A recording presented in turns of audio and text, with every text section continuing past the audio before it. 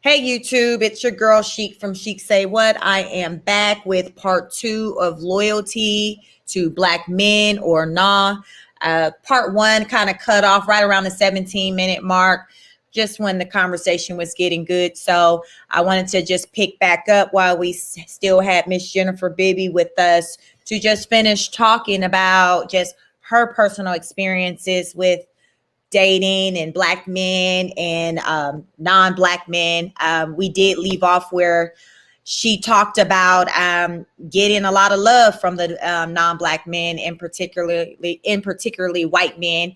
And I was sharing with her just a story that another fellow YouTuber was telling as far as her experiences. Also, her being a tall black woman, long hair, and her having favorable experiences with white men. And she talks about, it being kind of this myth that white men don't like black women. And then she talked about, many white men think that, okay, black women aren't interested in them. So, and I've concluded that it seems like there's maybe a disconnect there. So, so I'll go ahead and let Jennifer just pick back up on just at this point, where she's at as far as with the dating scene. Is she still kind of open to dating black men? Have she kind of transitioned to exploring just white men? So Jennifer, just talk to us about today. How are you going about as far as with meeting men, and, and how is that working for you? So in today's world, we're dealing with the pandemic. So mostly I'm online. We don't get out a whole lot because of the pandemic. Offices are closed right now. A lot of stuff here in Georgia, of course, is reopening up. But you're still kind of cautious of where you go. So, online dating is very useful in this day and age. And even I believe if the pandemic wasn't going on, a lot of people do online dating. You just don't run into people like you used to in a store somewhere or at work. But online dating is really great. I am open still for to date black men. I'm just open at this point. I don't have a preference for race. But my whole thing, as I had mentioned before, I'm more so on the spiritual side, the religion side. If we don't click on that side, it doesn't matter, But as far as like race, when it comes to race, I'm okay with that.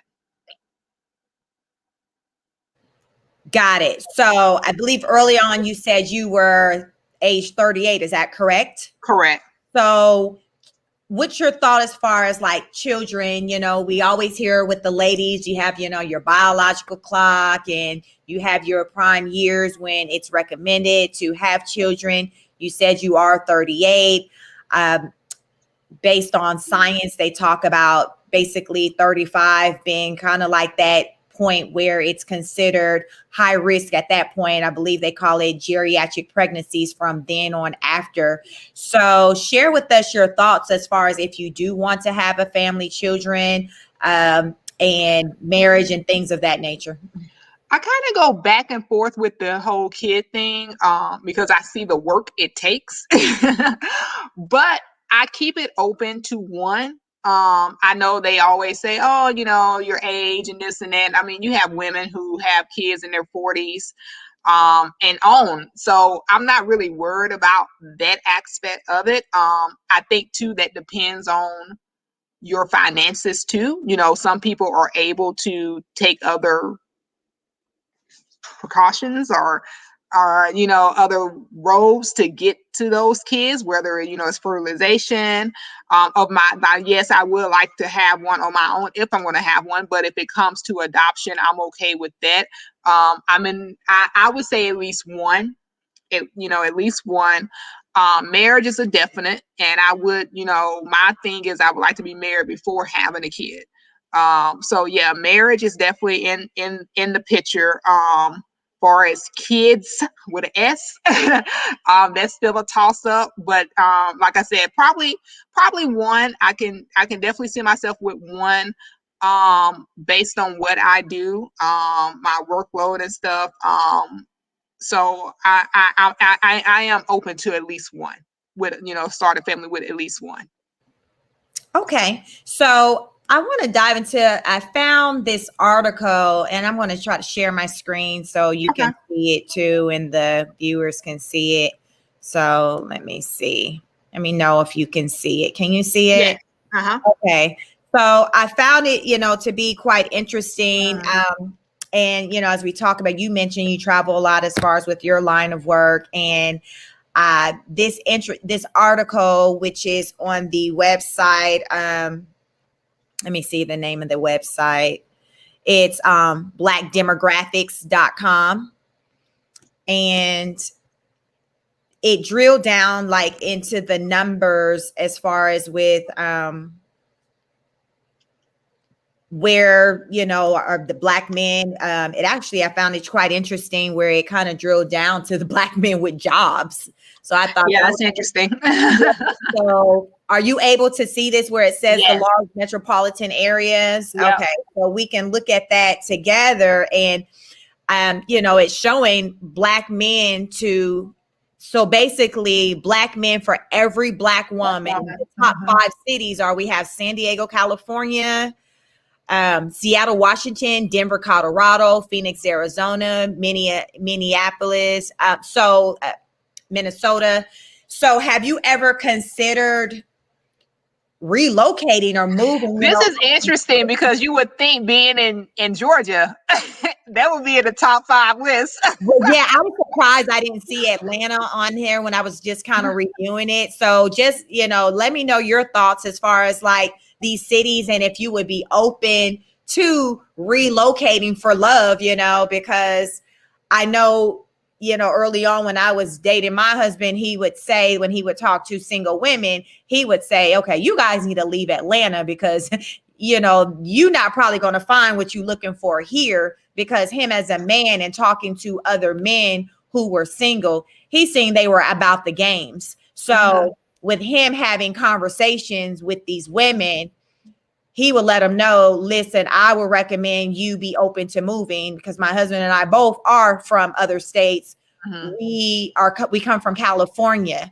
I was born in California. He was actually born in Ohio, Akron, Ohio, but he was raised in California from the time he was a baby on. So we are both, I came here at about 14. He came here about 20 here to Atlanta, Georgia. So we're both very familiar with leaving, relocating because we're not living where we are from or where we were born. So it's nothing for us when we think about the idea of picking up and moving again one day when our children are grown. So what is your thoughts on the idea of moving based on how your experiences have been here in the metropolitan of Atlanta?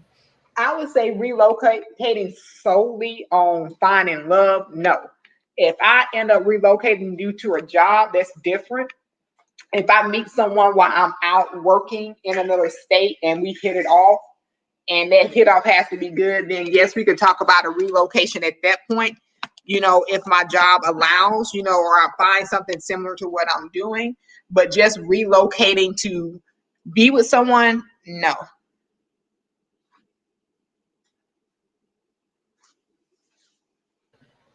Okay, so I was just, let me go back to this chart. There was something else I kind of wanted to touch on that I found to be interesting. And it talks about black men were more likely to be married than white men up until 1960. Had you ever heard anything like that before? No, no, not at all. So let me see. I believe, yeah. And then another one, black women more likely to be married than white women up until 1970. So there has been a shift Huh. with the black community as far as when it comes to marriage. And I've heard people talk about that before, but this is kind of like my first time where I kind of looked up the census, the data on that. So it says in 2012, the U.S. Census Bureau released a report that studied the history of marriage in the U.S. They discovered some startling statistics when calculating marriage by race. They found that African Americans aged 35 and older were more likely to be married than white Americans from 1890 until sometime around 1960. So that was a long time where we kind of So I wonder if that was during the time they felt like they just had to be married. You know, when you watch those different shows where it was kind of pushed on them to get married and have families. So that's interesting. I know in this article, it touches on maybe some reasoning as to the whys. And you have to look at where we are now in our career move. We're not just that stay-at-home mom anymore. So I've heard talks where some people link it to when the welfare system kind of came into play, where in order for women to be able to collect like the public assistance, they had to not be married or it couldn't be a man in the home. So men kind of had to kind of leave, like sometimes they kind of temporarily leave. So when like say the white man would come in to do those check-ins, they couldn't find a man in the house. So the men would leave. So that's one thing that I've heard. Again, that's nothing that I've ever, I think it's echoing. Try to put yours on mute. Oh, I'm sorry. I was on no. So I think, so I've heard, on just other platforms. I haven't kind of delved into it myself, but I'm always listening to different platforms and listening to just ideas, opinions, and things pertaining to just the Black culture in general. So I've heard talks that, around the 1960s is when the welfare system came into play. The Black men needed to leave the house because the woman couldn't get approved for those benefits if there was a man. I also recently learned that initially when the whole welfare program came into place, it was for specific to married families, like married women. Then for whatever reason, it flipped to being for non-married women. So then when it became flipped to being non-married women, the men kind of had to temporarily go hide when it was time for the check-ins to come in because they couldn't be around because the benefits was basically saying, hey, we're willing to give you help because you don't have a man. So if they knew you had a man, they weren't going to give you the help. So also in this article, when I looked in this article, it talked about the drugs. When drugs kind of came into our community, that played a part with, the war on drugs and its effect on the Black marriages in 1980s and 90s.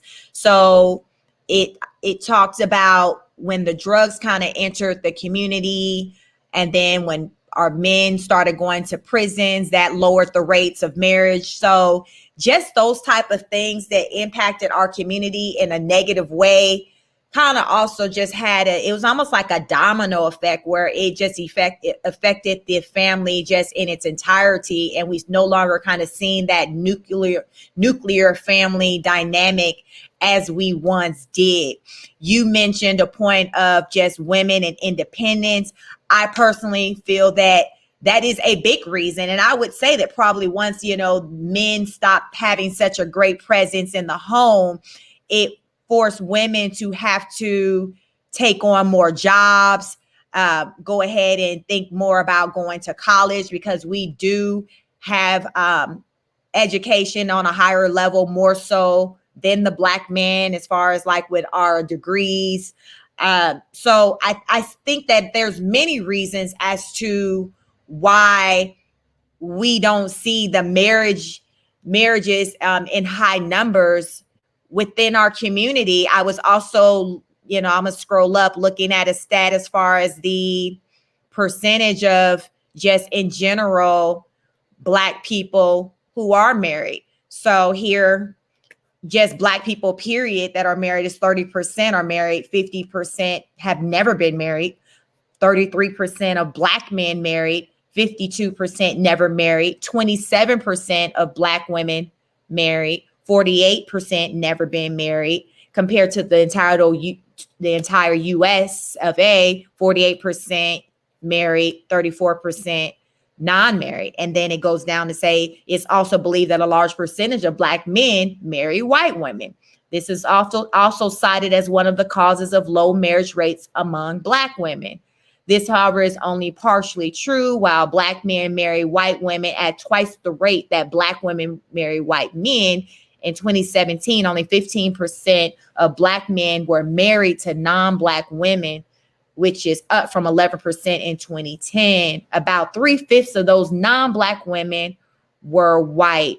So talk to me. What's your thoughts about like these numbers? And as we talk about, holding out for that Black man to come along, and then we see the data, and then we see the percentage of Black men that are marrying, and then we also see when they are marrying, the percentage of them marrying a Black woman versus a non-Black woman. So yes, just talk to me about how, your thoughts on that information. It's crazy. Like, I've never seen this before. And I always used to think, the Black man, usually from what I've been seeing lately, a lot of Black men wait to get married till they hit that 40 age. I've been seeing that a lot lately. And from the ones I've known, it's like, okay, it's career first, then I'll buy the house, then get married. Now I've seen and personally known they do marry Black women. But just seeing this, I didn't realize how high the statistics were for a Black man to never marry itself. And especially when it comes to, the Black women. Just looking at that, it's kind of scary. And it's like, okay, well, do you really have a chance? Like, what are your true chances of actually marrying that good Black man that we always talk about? What are your chances? Because looking at this, they're very, very slim. Yes, I agree. I mean, in me using myself as an example, I am married. I'm married to a Black man. It'll be 17 years come October. So it's like I see the situation from two different angles. I see it from the angle of what it is to be married to a Black man, and it's a beautiful thing. However, I do understand the struggles out there when it comes to, as far as the Black woman finding a Black man that they find to be compatible with them and meet, their needs. I do. And I feel that there's like a disconnect between the Black man and the Black woman. Just when I listen to just the different platforms where the men are talking about what they're wanting, what they're needing. And a lot of it is heavily on the physical. Men are very visual. So I hear them talk a lot about the Black woman and her weight, the Black woman and the masculine energy, the Black woman and her anti-submit, wanting to submit to the Black man. And then I hear the woman, on the side of the woman talk about, well, the Black man isn't giving me anything to submit to. I feel like I'm working harder than the Black man. I find the Black man to be lazy. So it's much of a lot of the things maybe that you talked about as far as from your experience with dating a Black man, where you found yourself to make more money than him. So it resulted in the energy, or there been a reversal of roles within the relationship. So it's like, I feel like if a Black woman feels like the Black man isn't rising to the occasion to what they're saying their needs are, instead of sitting and waiting for that Black man to come along, because as we see the numbers, as they say, the numbers don't lie, it is what it is. I'm not going to just encourage this Black woman to sit and wait, because looking at these numbers, it's a good chance that she just might not ever get married based on this data. And this data has nothing to do with the Black man impregnating the woman. Right. Because other data shows that 80% of Black babies are born out of wedlock. So marriage and babies do not have a correlation, whereas you may see it more of a correlation within other cultural groups. That's not the case in the Black cultural group. So it comes down to women. What's more important? Is it more important for you to hold out and wait for that black man to come and perhaps maybe not have all of your needs or requirements met?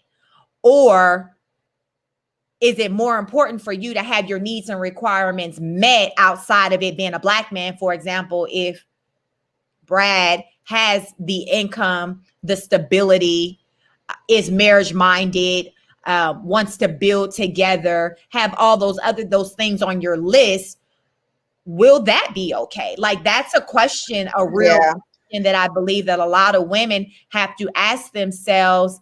And I think a lot of women today are asking themselves, which is why you're starting to see more women divest or start to date outside of the cultural group. Whereas, as we know, our black men have been doing it since almost as soon as they were able to legally do it. Well, they started doing it before it was legal, and that prompted it, to become legal. So it's kind of like, to me, fairly new for the black woman, but I feel like it's talked about more pertaining as far as in a negative way to the black woman when she does it, whereas the black men have been doing it for a very long time, and we're still behind them in the data, as we can see when it comes to dating outside of our cultural group. And not only that, it's personal preference too. But the scary thing about this is when you look at these numbers, and not only those numbers, like you said, demographic, where you're located, we end up kind of putting ourselves in a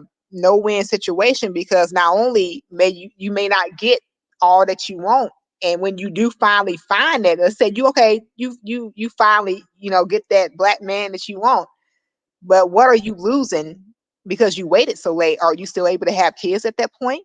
Is that gonna hinder that relationship at that point? Because let's say you find that you finally find that black man you're looking for, and you unhit 40, you between 40 45. And as you said, of course, we know it's harder, as you get older, it's harder to have kids. I mean, that's just facts. It happens that way.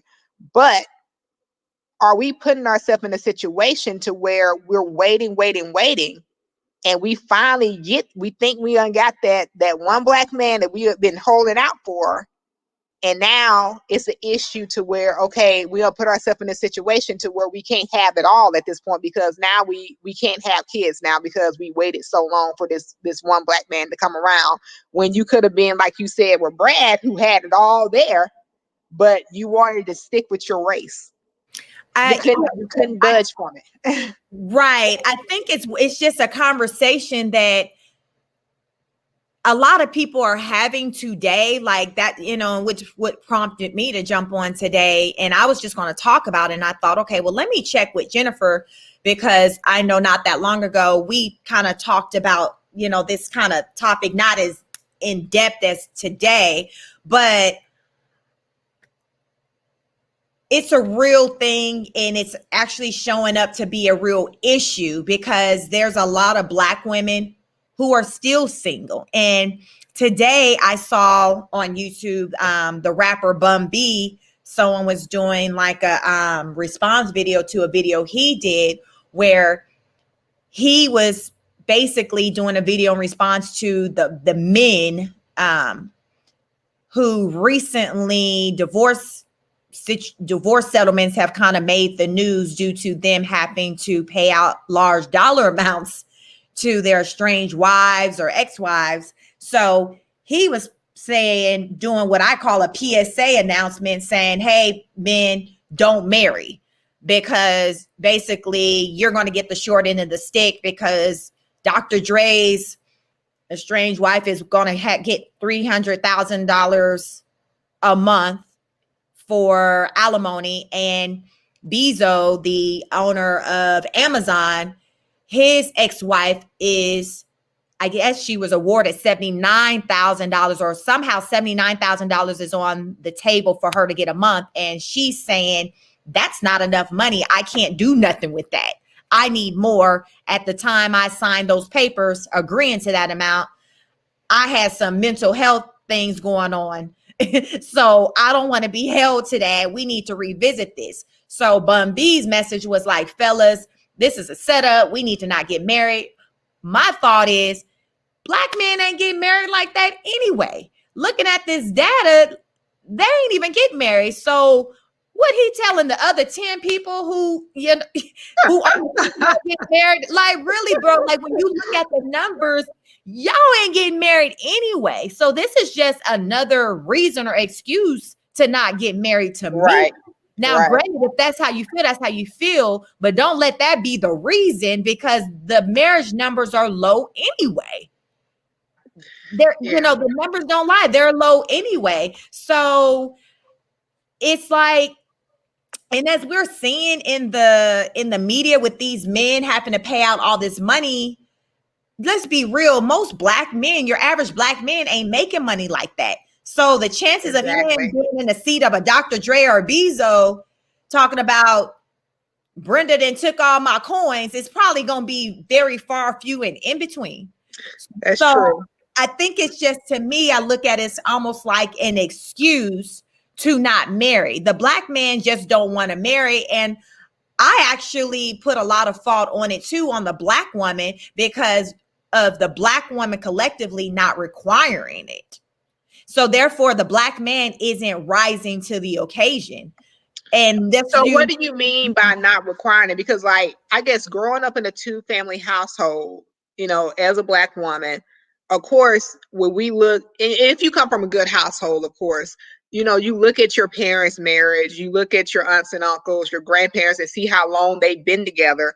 And of course, you want that same thing. And, you know, and being Black, you want to marry a Black man who is just as strong as your dad or your uncles or your granddad, your cousins. So my thing is, so when you say we're not requiring it, what do you mean by we're not requiring it? Or you said we're not requiring marriage from these men? Yes, look at this number. So your mama is in the 27%, Jennifer. So that means most Black women didn't come from a household like yours. So if they didn't grow up seeing that and seeing that being a necessity or a requirement, they're not going to grow up and try to require that of somebody else. Use myself, for example. I didn't grow up, my parents weren't together. My mom eventually married my brother's father, so I had a stepfather, but it was very few people like in my family that were married where I saw the example of marriage. Really, my household was like the only household where there was marriage. And then that didn't really last long. I believe that was maybe like a 6-year experience. But my thought process when it came to marriage, and the example I saw was through my childhood best friend. She had a nuclear family unit in her home where it was mother, father, 2 children. My friend had a sister, went to church. Like, they were just the dynamics of their household was just polar opposite of my household.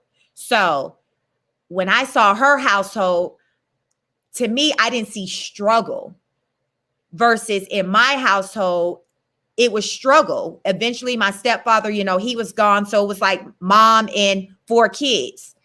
It was just a whole struggle. And I had put in my mind at an early age that that's not the type of life I wanted for myself. I wanted a life that emulated more of what my friend's life was. So that's what I had in my mind. So going through high school, that was on my brain. Going into early adulthood up until I met my husband right before I turned 20. He's 31, so he's 11 years older than me. And I've actually, it's interesting, you know, I've read, you know, heard, Jennifer, statistic wise, men at about 35, that's about when they're ready to get married. And I thought about, you know, me and my husband, we got married at 35. And because that was eventually a place the time when he was ready to get married. Me, I got married. I was like right before my 24th birthday, we got married.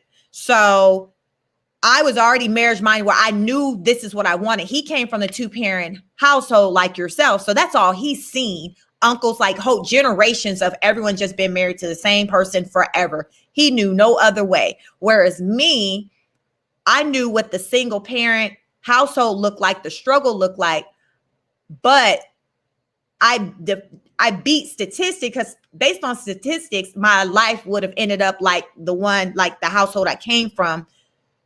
I was a teenage, my mom was a teenage mom, so I should have been a teenage mom, having kids out of wedlock, all of that. I didn't succumb to any of that, but it was intentional.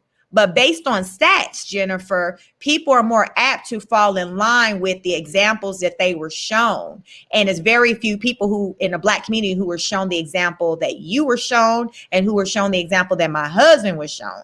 So that's why a lot too with why these numbers look that way. So when I say that Black women should hold these men more accountable, as myself, for an example, I wasn't able to rely on, like in my household, to see the example of marriage. I just paid attention to just different households and seeing how they ran and seeing like what seemed to be the one that had the least struggle, which one seemed to be most favorable. Did two incomes look better than one? Like I just critical thinking, cognitive thinking, all of that, just looking beyond like your present situation, looking beyond, okay, finding someone physically attractive, looking to see if they have substance to them, if it's more than just, a handsome face, a nice body. What are they talking about? Do they have values? What type of home life did they come from? Things like that. And I think if more women took the time out to kind of pay attention and drill down into those things more versus being so surface, I think that can make a difference. Because I truly believe that if men knew that in order to get the cookie, in order to get the kids that they want, they had to put a ring on it. Because more often than not, based off of the stats, Becky is requiring the ring. Ming Lee is requiring the ring, and Maria is requiring the ring. So I really feel that if women collectively got on code and started having higher requirements and stopped giving the cookie out just for a slap on the butt, you better preach. A meal at Red Lobster, a sew-in or a full set of, S&S nails, we got to start requiring more. And I feel that if we start requiring more and these men knew like, wow, I'm really feeling her. But in order for me to get that, I got to do this and that. I truly feel like they're going to rise to that occasion. And know what? You said that. And I don't know, like, I was always a Meghan Markle fan. And I remember in the interview with her and Prince Harry, he said something that really stood out. And he said on that first date, he knew he was going to have to come correct with her. He couldn't do it any other way. He was like, I got to really up my game with this one. I can't just, just throw this out at her. She's not going to be simply impressed with it. I got to up my game. And, he said that because he was like, just being in her presence, what she required. She wasn't just impressed because, oh, you're a prince. Okay. All right. And what can you offer me? So he felt like, he knew at that moment, this was a different woman that he was dealing with versus the women he had dated in the past. And, the women he dated in the past were more status, driven. Their parents, probably came from wealthy parents and stuff versus her where she worked for everything. He's meeting this woman and it's a whole different level. Plus, she half Black. So, she probably came with a whole list of things for him. And he looking at her like, well, dang, where this come from? I'm not used to having to do all that. And you're right. We need to put that on them to where when they see us, they know they're going to have to come correct if they want the cookie and whatever else follows. Yes, I think that goes back to having standards. And just as my husband, he talked about how he knew I was the one, is that my values lined up with his. So as I say, when we met, I was about to be maybe a couple of months from turning 20. And he was like 1 month from turning, 31. But he said our values lined up. When I talked about the things that I wanted out of life, they lined up with the things that he wanted. So I think too, we men and women need to start having conversations. But here's something too, Lashik. We're usually on that level. When does that man get to that level? Because we can do that all day, every day. If he's not on that level, then, hey, that still pushes him out the way. So that's another black man gone. So it's going to take them too to be on that level in order to move forward. I get that. One thing that I learned too, I heard that men, when they're ready to get married, it's not about really the who, it's about the timing for them. So, and I've heard the men amen to that. Like, that's correct. So let's just say 35 is their number. Have you ever seen or heard of stories? Because I would hear my mom tell stories about that, where a man would be with a woman for maybe about 8-10 years, not marry her. And then he get with some other woman, and then maybe 6 months time. Well, that goes along with, it wasn't necessarily about that woman he was with for 8 years not being the one. It was the timing. So back to when I said that the stats show that at about 35, the man is ready. I met my husband at about right before he turned 31. He wasn't in a rush to get married. We dated, I was still very young, so we had time. But at 35 is when, we went ahead, married, had our child. So it kind of went right along with what that data is showing. As far as, so they said, it's not about the woman with the man. It's about that woman at that time. It's a timing thing. You coming across that man at that age when he's like, yo, I'm ready to get married. And that, my husband has a cousin that moved here from California a few years back. When he came, he was right around that 35 age. And he was like, I want a wife. I'm ready to get married. He, like you, joined the dating site. He found his wife there. They're happily married right now. So I'm like, okay, is there something to this thing with timing and age that we can't ignore? Like, is that a thing? Is that something for us to really kind of explore? One thing I don't like to see is when our women, like recently Nelly made the news with, Miss Jackson, and they broke up. I don't know who left who, but in the streets it's saying basically he wasn't trying to wife up Miss Jackson. And she was like, okay, I can't do this anymore. But we saw that with Ashanti. He was with her, I believe, for like 9 years, Miss Jackson, maybe almost 7 years. So these are two women who gave this man a lot of good years, and now he's moved on to the next and they're moving on. But unfortunately, with the way life works, is that it's far easier. It's almost like that man don't have a shelf life, but the woman does. So he can waste our time and still be 50, 60 and be good, like be real good, because there's a biological clock when it's time for him to have kids.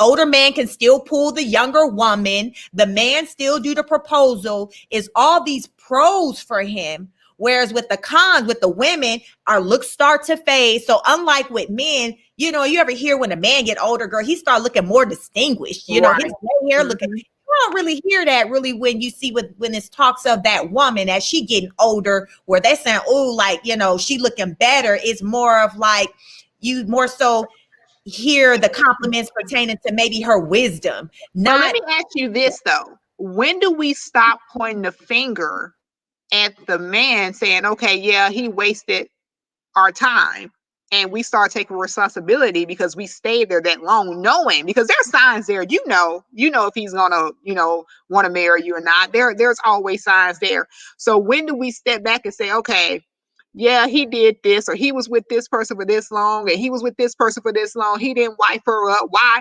We always point the finger at the man, but when do we as women start looking at ourselves and taking responsibility? And I know it's easier looking in, instead of, as they say, well, it's easier when you're on the outside looking in at the situation versus you being in the situation looking out. But when do we take responsibility and say, okay, I'm not going to let someone waste my time like this anymore? I'm young. I know I have a biological time clock. Like you said, a man can have kids up into his 70s. We're different. So when does that click and say, okay, look, I'm 30. I can't just sit around waiting for him to do this. We've been together for 10 years now, and he ain't popped no question, and we know he's not going to, just based off of our relationship. When do we start taking responsibility and asking that woman, hey, why are you still there? Why are you still sitting there? Which I talk a lot about on my channel, is accountability. That goes back to the accountability piece. So again, it also goes back to when I say that we need to start having dialogues with men. Instead of it being maybe about just the cookie, we need to actually start actually sitting down and having conversations, you know, and getting to know what it is that the other one wants, so we're not wasting time. Like, I feel like this is first conversation talk. Hey, would you like to be married one day? Would you like to have children? Like, getting that out the way versus you thinking. I think a lot of times with women, we think we can change. Like, I remember as a teenager having that mindset, but I quickly got over that. I learned at an early age, fortunately, that you can't change anyone. So people are who they are. And if they're not who you need them to be, or it don't work for you, you need to cut your losses and move on. There's lessons to be learned. I'm all about learning from other people's mistakes. I've never been one to have to experience everything on my own. I mean, I'm good. I can watch somebody else's situation as I watch my own household and say, you know what?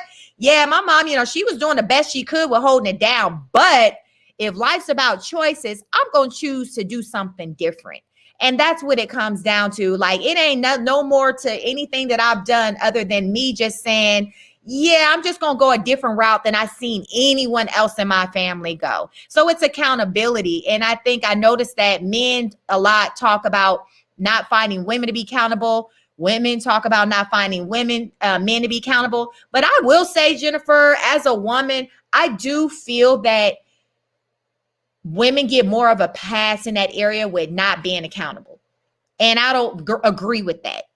I noticed that a lot of times when women, if they make a mistake or whatever, it's not as harsh where people come down on them as if the man does it.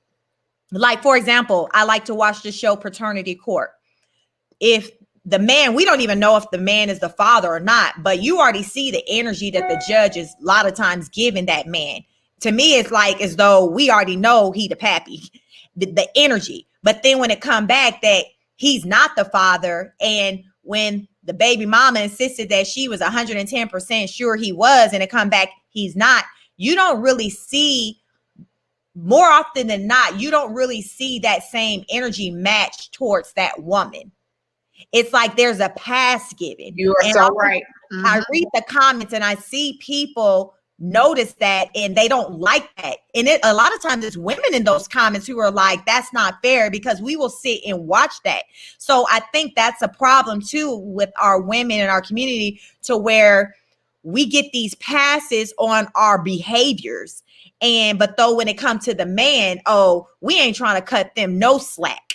We want them to rise up to the occasion, do better, take care of your kids. But when it comes to having that conversation with Sheila about, birth control, being selective on who she lay down with, that conversation to me isn't had in a way that it should. It's almost like, we just try to figure out how we can help her out, how we can band together. We chant, that's all right, we don't need them. Or on Father's Day, you see the women, yeah, I'm the father to my kids, like things like that type of energy. But if you see a man go out there and try to show just a little bit of that energy, they getting snapped on. Like so I do see that it is a double standard just when it comes to just life, even with just paternal DNA. I happen to fall on the side of Jennifer, where I believe that at labor and delivery, it should be required for if a man is going to sign his name on a birth certificate, I feel like it should be done. It should be a DNA test taking place. Because right before I got married, Jennifer, there was a law in Georgia where it was required for you to have blood work just to marry somebody. And I got married right after they had changed that law. And I'm not quite sure what the whole premise was pertaining to the blood work. I think it was for like STDs or AIDS, but I'm not quite sure, so don't quote me on that one. But I remember it was just a law where you had to have it was banned to make sure there was no relation, because Louisiana had it too. Yeah. Okay. So if we was able to do that for marriage, I think it's just as important to do it for paternity, because look how often we see these men. Did you recently see the case where some man dropped dead after, girl, he learned that he wasn't the daddy of the baby? Girl, I didn't see that. Yes, I seen it on floating around on YouTube, so I never kind of stopped to kind of explore what the details of it. But the headline said, man learns that through DNA test that he's not the father of child, and he dropped dead. Yes. So my thing is that since we see it happen so often, like in large numbers, there should be something that's put into place to protect these men. And I say this because I see things from both sides of the coin. I have a daughter and I have two sons. So one day my sons will be married, will have wives, and one day my daughter will be married and have a husband. So I'm not partial when it comes to things. And I think that we as people, women should start to look at things from a male perspective more than what we do collectively. And men should start to look at things from a female's perspective more than we do collectively. Because there are some things that I feel like if we stop and really had conversation with each other, we can come to agree on some things. But we just want to give pushback to the other person, to where it's like we're not even stopping to really hear what that person is saying. We just want to just give pushback. Like, yeah, okay, you're right. Just be combative. Yeah, just cause it's just to be combative. And I feel like that's something that's more so done in our community versus other communities. I don't necessarily frequent other YouTube channels really in other communities. But just from the way I hear and just looking at the stats on just the status of our marriages or relationships, that lets me know right there that other cultural groups are more in sync with one another as far as like when it comes to relationships than what we are. And in order for these numbers that we're looking at on the screen to improve, we're going to have to make some changes, because as they say, the definition of insanity is to continue to do the same thing over and over again and to expect a different outcome. And realistically, we cannot expect a different outcome if we don't change our behaviors. And it's going to start with in our mind, our thought process. So, I totally agree with you with that. It's like we got to do something different.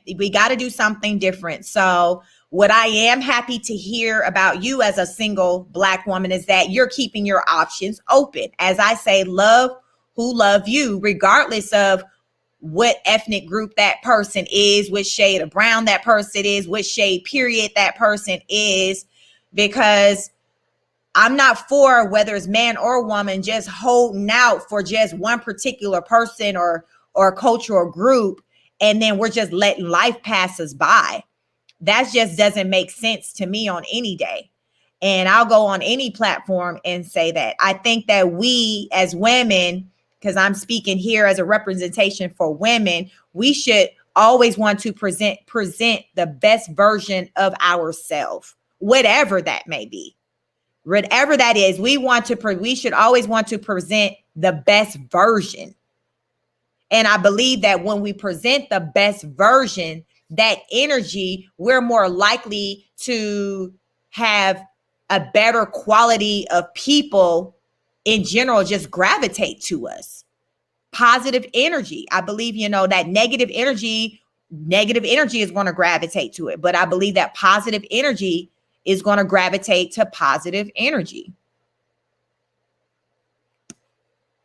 Before we end this broadcast, is there anything else that you would kind of like to add? I think we've had a really good conversation. I really, if you can circulate this interview, because I think a lot of people will be able to get a lot out of it, married or single, because we kind of hit on a lot of real topics, you know, a lot of things that we need to talk about and a lot of things that we don't want to talk about. A lot of the Black women you know, like I say, I hear a lot of black men, we're very loyal to the black man. I personally feel that we're more loyal to the black men than they are to us. And the numbers show it. It is what it is. Even though we might be on a platform talking reckless about them, if we didn't care and really want them, we wouldn't even be doing all that, because you're not going to give your energy to something or someone that you don't care about. So that's how I feel also with the men with their platforms, as they talk about the black women and their shortcoming. They really want to be with that black woman, but their way of they're trying to, they're going about trying in hopes that the woman elevate or step up by ridiculing them, just as the black woman is doing to the black man. Okay, kind of like when you're a kid on the playground, little boy pull your pigtail or call you ugly, low key he like you. Like, to me, I feel like that's the same thing as the grown-ups that's going on in our community. And you know, we're not being mature about the matter. And in the meantime, we're losing, and our babies are taking the biggest hit, because we're just creating generations over generation over generation of broken homes. And then again, the children become a product of their environment, which means that they're going to be more likely than not to create similar households. Any thoughts on this matter before we close out? Well, I mean, only thing is I would like to say is just, let's just keep our options open. I believe that's what this whole thing was about, just keeping our options open. And, as black people, we believe in prayer.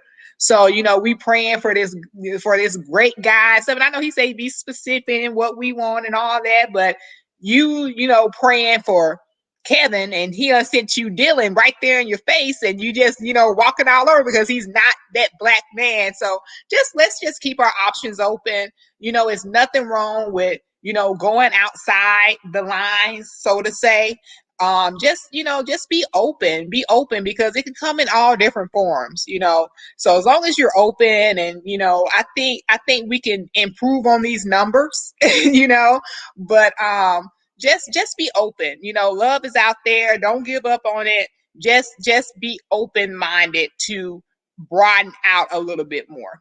And it doesn't have to be white. It can be Indian, it could be Persian, it could be Hispanic, so just be open to that. And I so heartedly agree with that. And, thank you for those final words.